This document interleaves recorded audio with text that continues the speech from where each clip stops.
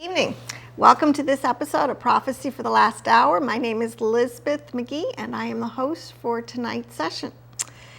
I am going to do a part 2.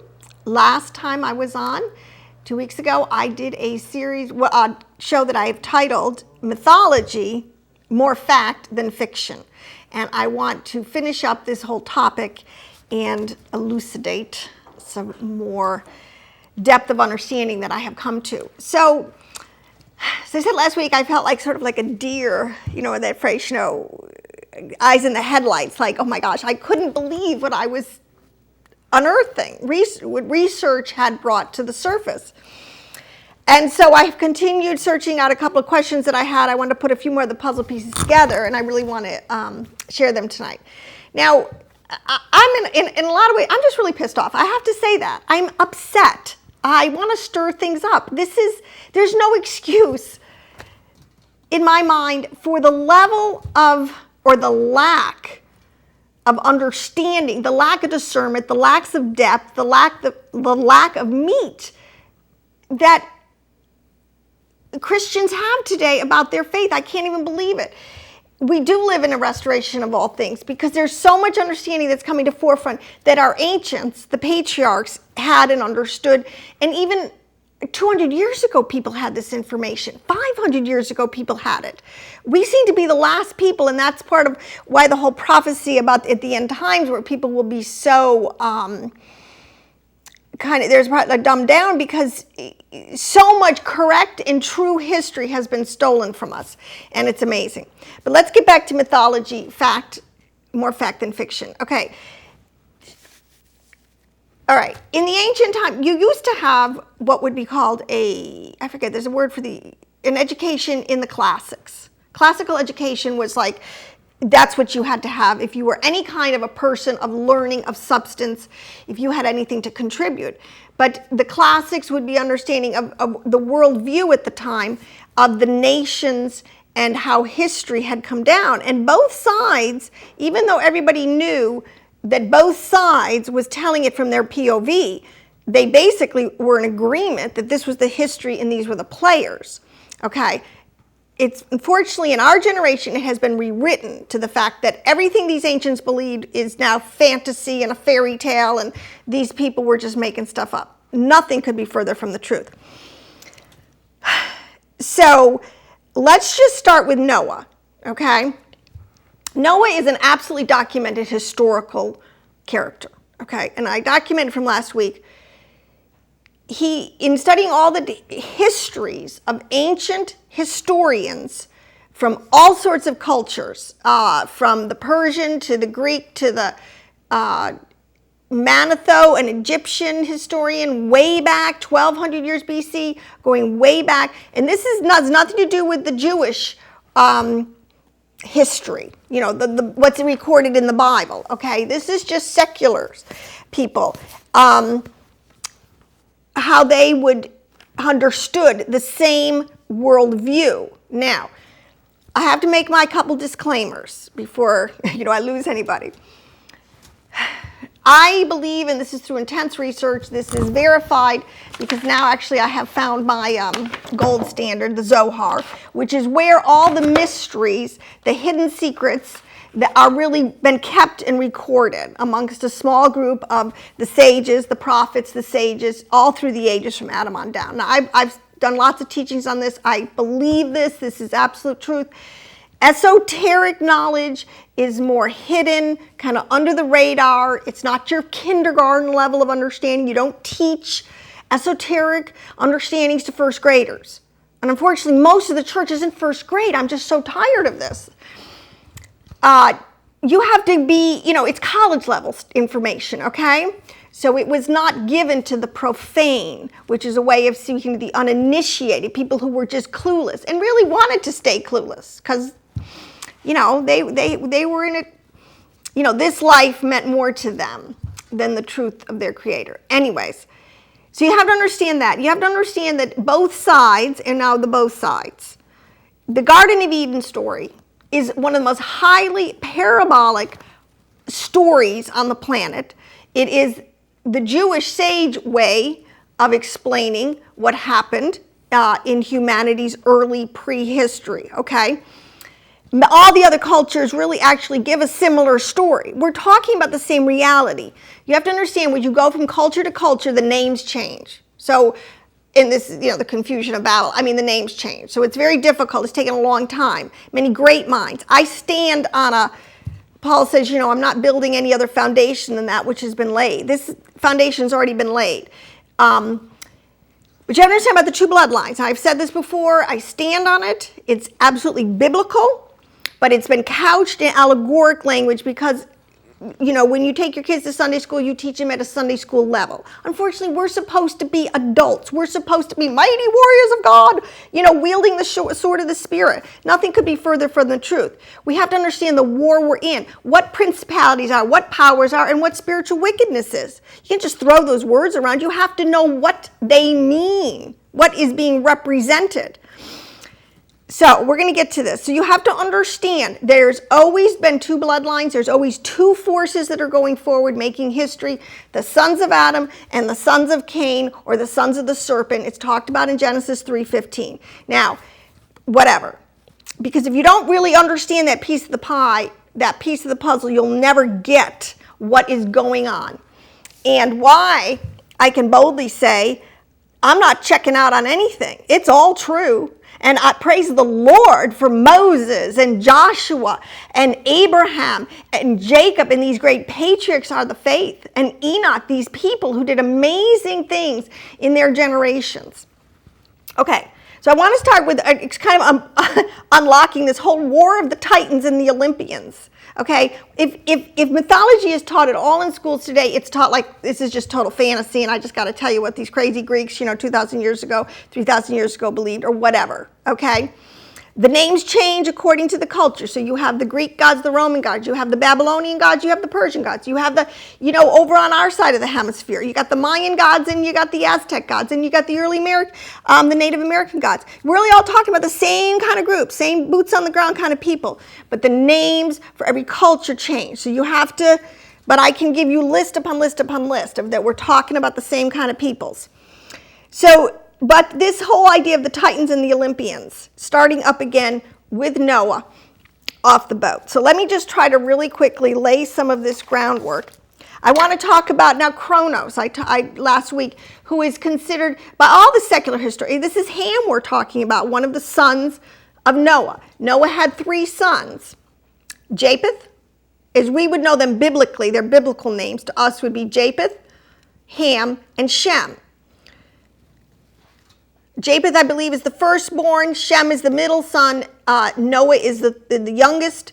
No, I got that wrong. Sorry, Noah is the father. Noah, his 3 boys, okay? And I have to make another disclaimer here. I can't even begin to get into the women because the women are all named and they have a lot to do in this thing, but I can't even get there. We're just going to stick with the men, so don't get all... Okay, so Japheth, Shem, and Ham by birth order, but Japheth and so Shem have the same mother. Ham had a different mother. Now it has been uncovered. She was a Canaanite, but actually she was a Canaanite who came to the Lord. She was in the tents of Shem. She was righteous. She was the daughter or the sister of Tubal-Cain. I'm not going to go into a lot of this so we can understand that. And God did this deliberately to preserve the genetics of Cain. Cain was the first hybrid. He was the first demigod. He was part human, part Adamic, and he was part of a different species and order, angelic, a Nakash, okay? Now this is really deep stuff, but I'm telling you what, it's being repackaged to you today. Every day you turn on your TV, every day you go to the movies, the gods of Egypt, it's being repackaged, and Satan is throwing it in your face, and he is counting on you being stupid. But there is an elect group of people in the world. Now, it is all about the whole story of Noah, the whole story in the garden, especially with Adam, that God, and this, let me just tell you, is one of the deepest, these are what are called the mysteries. Like I'm telling you, this is like the college level understanding, okay? I'm not asking you to teach this to your first graders, but I am asking Christians who have been, quote unquote, in the Word for 20, 30 years to grow up into Christ and be able to handle the meat and the mysteries, okay? That's what Paul taught. Even Peter said, sometimes we know it's hard to understand, but you can. You have the mind of Christ. You can wrap your mind around these things. It's all about rule and firstborn.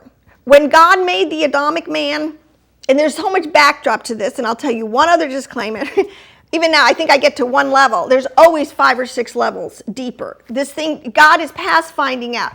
But he did say that it is the glory of God to hide a matter. No. It's God likes to hide a matter, but it's the glory of kings to search it out. We are kings and priests. Our job is to just deeply search out the truth of God. Now, the whole story goes that Adam, after God made these birds, and when I read Genesis now, I'm like, oh my gosh, I just laugh because I'm like, oh my gosh, these words are so coded. This is just such a first grade telling. I can't even, because I have grown up, okay, to a certain extent. And I look at this and I go, oh my gosh, the deeper levels there. But Adam was put in charge of all the animals, the beasts, the cattle, the fish, and the birds, which is not, we're not talking about, the realities we're talking about are couched in encrypted in deeper levels in these levels of orders of animals, okay? So obviously, fish are down here, 4-footed beasts are a little higher up, and the Adamic man who's upright, okay, they said, we're going up a pecking order here, a hierarchy. Adam was put in charge. Adam had the mind of God. He was created, his soul life was created in the image of Elohim. The lesser forms were not. He did have a soul life that was of a higher order, and he was put in charge. Unfortunately, the whole point was Adam, the way the serpent tricked him, brought him into contact and into genetic mixture. This is why the forbidden mixtures. This is talking about this whole thing that with other species and races, because I said it the last time, we are filled, this whole thing is filled with all sorts of entities that God has created. Not just because you can't see them with your physical eyes doesn't mean angels and other entities aren't out there. And there's so much information we could have. I have to make another disclaimer. They're important disclaimers. This has nothing to do. See, and this is what the carnal man does. This is what Satan, Hasatan, loves to do to the carnal mind, the people at the first grade level, is to get you to just think of these things as in terms of, what you can see. Okay, so in other words, this has nothing to do with race, okay?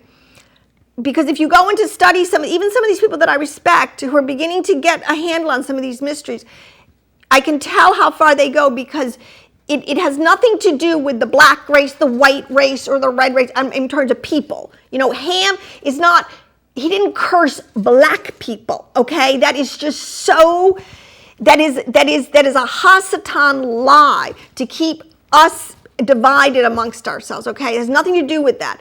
The levels, the red and the white and the black in terms of these, because really has to do with their colors represent spiritual things, okay? And it has to do with the level of your soul. White, which is purity. God is pure, pristine white. He's light. I mean, he is the light of the world. Well, any light I've ever seen is always white light. I mean, it's light, it's white. And within it is the full spectrum of color. Okay, red is very earthy. Red represents earthy, carnal man. He's not really bad, but he's not really good. He's just sort of, okay, and then you have the black soul. Okay, they don't call the black nobility of Europe black for no reason. It wasn't because they were black. I'm talking about skin color because of the conditions of their soul, all right? So the ancients understood this stuff. For some reason, we're just clueless, okay? So do not make this racist because you know this, because Joseph's coat of many colors was made up, which represents in the book of Revelation, those that are at the throne of God who make it up there are out of every race and tribe and tongue and nation, okay? Your soul is on the inside. That's what God looks at. That's what he's redeeming. Your body, it's just a play of genetics and where you live, a lot of things, okay? So I hope I made that clear. So there's two parts here when we pick up with Noah, and the story goes, cursed be Canaan. So whatever Canaan did, and he got this awesome curse on him, and yet on Shem, there's this huge blessing. Blessed be the God of Shem. And from there you get the righteous. And then from Canaan, you get this whole idea of the other side. There's a demonicness to it. There's the evil inclination. There's the lawlessness. These sides. So we have two sides being portrayed again. But so let me give you some more information. All right. Before the flood, you had, as I said, you had this Adam and the serpent kind of thing, Abel and Cain. You had a race of people on the planet. They were called the Cainites. They hibernized the mankind, but they also brought in. See, say Hasatan, and I'm not, this is what I mean, there's so many levels to this thing. I'm not even going to go to all the kind of supra-natural analogies that have to do with this, okay? We're just going to kind of stick this thing with boots on the ground. But after the flood, see what happened, because if you read your Bible, it says that they went right back to it within, I think it's 104 years, the Tower of Babel incident happened, okay? And you had Nimrod, and this is where we're going to pick up. Now, all right, the Titans and the Olympians and what's going on. See, what happened, and you know what, this is my understanding to date. I'm not saying I got it all figured out. I'm saying I'm a truth seeker, and I believe that God, if you seek him with all your heart, you will find him. He will reveal deep, hidden, secret mysteries. That's what he says. But this is what I'm kind of beginning to think could be what's going on here, okay? These different, and there is angelic orders, okay? But the serpent, who is an angelic being, an order, was an Akash, was cursed because of what he did with Eve, okay? In creating a hybrid race. Because the flip side of this is, and it says in Genesis that everything God created was good, but it was supposed to be fruitful and multiply and stick within its kind. See, what God made, and I always see this as computer programs, if everything just stays very holistic and pure, these things that God made, these beautiful creations, the seen and the unseen would have just hummed on forever. But viruses, because we're not the creator God, and we don't, and this is today, as it was in the days of Noah, so shall it be, is we're just hibernizing everything again, our food, from our fruits and our vegetables, our corn, to animals now, and, they're doing it to people. I mean, come on, this is the point. Maybe under the radar, but it's going on. And this has gone before. This is Genesis, this has happened in the Watcher Angel. But why does it happen? Because if you are a lower life form and you're in a war, you're going to try to get every advantage you can to enhance yourself. So, especially with the Watcher Angels, and again, this is what Nimrod did, okay? Because again, when you get into the story of Nimrod, you realize that this guy finally did again what the ancients before the flood had done, and why God had to wipe the whole thing out, because the whole creation got schizoid, okay? It was not, and this is where you get such evil. You put two programs together that are not originally designed to live in harmony, and what are you going to get? You're going to get evil. You're going to get craziness. This is where people, they were getting crazier and crazier and more lawless, and because the programs that they're running, I mean, you put a program, I don't want to go into the chimeras, of one type of species into another, and then you wonder why things go haywire, okay? Because they can't live. These two programs are not meant to be in harmony. And Hasatan, so okay. Oh, I don't want to get too deep, and I don't want to lose anybody, but I have to keep moving. What you have here, because you also have to understand something that's going on, and this is the whole, this is the whole thing that's going on under the radar, and from God's point of view, and why the judgment, all right? Why we have to put an end to this thing again. He said even from this time, that from the flood, again, he wouldn't destroy it by water, but he always said there is going to be an end game, and it is going to be 6,000 years. See, all right, let me put it this way. Fruit represents the soul, okay? See, because then I started, these words don't represent like the first grade level, okay? Like I said, and you do have fruit before you have seed, the chicken or the egg. Well, you have the chicken first. And inside the chicken is the reproductive genes to keep that thing moving forward as a chicken, okay? But the point is, so you have fruit, which is a final manifestation. You plant a seed in the ground, and it grows up into a great tree or whatever, and then you have a fruit, okay? This is sort of an analogy of how God, this gets into the whole Sephrat and the whole Kabbalah thing, and God is emanations until you finally get to this level on, I think it starts on day 3, 4, or 5, I can't remember, where the fruit starts manifesting souls, okay? But the soul is a fruit. So Adam and Eve, she ate of the fruit. I can't even go into this. Maybe at one time I'll do again. That's a little separate thing. What I think what was at stake here and why this was so monumental to us. It affects us today. Because when, like I said, death entered in because death was like a virus. When two species come together that were never meant to integrate, their programs can't. It's like putting a glitch in. It's like putting a virus that is eventually going to just shut the thing down. Just shut the program down. Okay? Now, so let's see if I can say this. Because on the two sides, you have always those who love righteousness, which means that people who and we're talking about people, okay, humanoids who have higher consciousness and volition, okay, who can choose between right and wrong, who can understand the precepts, the ordinances, the commandments of God, which has been around from day one. I'm talking about in the Bible, like on the first day. And we're not talking about 24-hour periods, okay, people?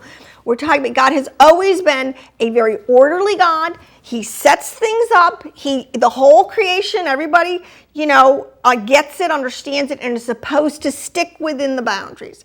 Okay, unfortunately, this doesn't always happen, hasn't always happened. Anyone who has kids knows it doesn't always go as planned, right? But this is what to love righteousness is, to love Torah. Torah is an understanding of the rules of the game from our Creator, okay? And they've always been there. I'm not even going to go into that. I've done some shows. The Noahide laws. Noah came off the boat. Those boys came off the boat. They fully knew what had happened in the past, why God created the flood, because they were all about 100 years old. They were old. I mean, they were not children. These Shem, Ham, and Japheth were by that standard, young adults, because at 100 you were just probably almost an adolescent. Okay, and then you have the other side, which is this is a deep subject in Jewish Kabbalah, and the other side, I think it's the Sitra, I can't remember, but the evil inclination.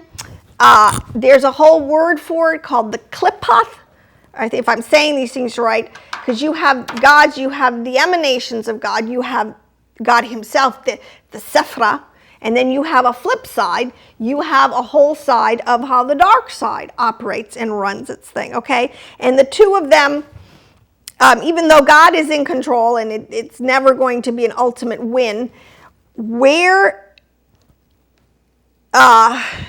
how you have to understand these two pieces, because our soul life, one of the things to understand is that actions start in the mind. The highest form of consciousness of godness is in the mind, okay? And this is what Jesus says, for out of the heart of a man, you make your decisions, your actions come out of your heart, which comes out of your mind, okay?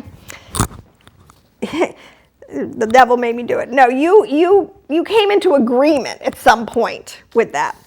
So, but you have in this word two things, because the only way to understand today and what's going on, and anybody just, again, I don't mean to pick on, but turn on the TV. I mean, it's just all lawlessness. It's all from the other side. They're just parading. But this is Luciferianism at its core.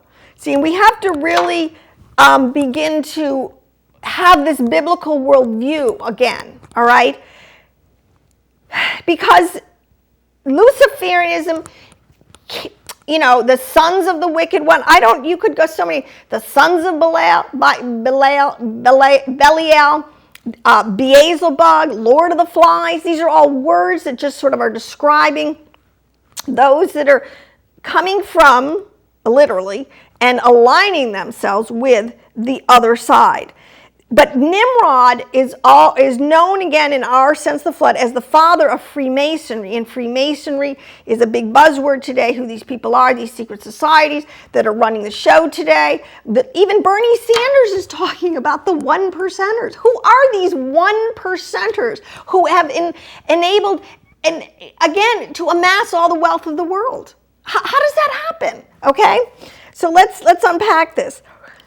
But this is a philosophy. This is how they operate. This is where the do as thou wilt. This is that you are your own law. That you can make up your own rules to the game, and you are your own man. This, it plays into this whole idea. This is the natural man. This is the man who can self-aggrandization. It's all about ego and pride. These are just some of the fruits, but the behavior in its darkest sense, your deeds are evil, who won't come to the light because, gets into the physics of this stuff. It's always couched, and especially in the Old Testament. And you want to know how new the Old Testament it is? If you've been tracking, and just recently in New York City, groups wanted to bring back and put into Times Square these arches from the temple of Baal. Now, in praise the Lord, the Christians went into a total uproar. At least they had enough understanding. There's enough people who have been doing the research who could be voices and saying, do you have any idea what you're doing? Most people didn't, but for some reason the clamor was loud enough, for at least temporarily. We'll see. Maybe it was a false flag. Who knows? But it's always around blood sacrifice. See, you understand there's two things, the magic of the other side that empowers it. And when you study out the deep things that go on, and it's just pure Luciferian, evil, wicked, it deserves hell as a final destination. We're not talking about people, just who do bad things. We are talking about wicked, premeditated murderers who go in for sexual impurity and depravity of the unbelievable nth degree. Blood sacrifice of human beings, especially children. This is what was going on in Baal. This is why they can say this whole abortion thing. I mean, if you think of these things on higher levels, we have to understand how Satan just repackages. But there's physics involved in this thing. How the other side gets and keeps the upper hand. There's cannibalism. People think that cannibalism was never real. I'm telling you what, I was just reading, and he was like a 6th century Jewish explorer, adventurer, and he was talking his whole little story, and he goes down to like the land of Cush, on the border of Cush and the river, and he gets kidnapped by cannibals. I mean, what's he eat? You're not rewriting history. This is nothing modern. And he is documenting. And then the cannibals eat his other companions because they were all fat. And because he was so emaciated, because he had been really kind of living out in the wild for a long time, they kind of left him for dead. And then he gets found by a group of fire worshipers, okay? And he survives that ordeal. And for 4 years, he lives in captivity with these people. And he gets rescued by someone from the tribe, I believe, of Issachar. And he's really got a great little story of people who are tracking the two houses. This is just a free rabbit trail. I wish I'd had his name, but I just had to laugh, okay? These things are real. Okay, this is not some fluky thing, but this is why we have to really appreciate what Joshua did when he cleaned out the land. Who we're talking about, people. Okay, so what I have to say is you have to understand how depraved, and I do this, it goes on today. The rise of witchcraft and wicked, they're coming in your face. You look at the TV shows, they're in your face today. And Christian, you need to rise up. You need to understand who and what you're dealing with. Now, so this is the thing, the Titans. Let's get back to this. So you have here, I was talking before, okay,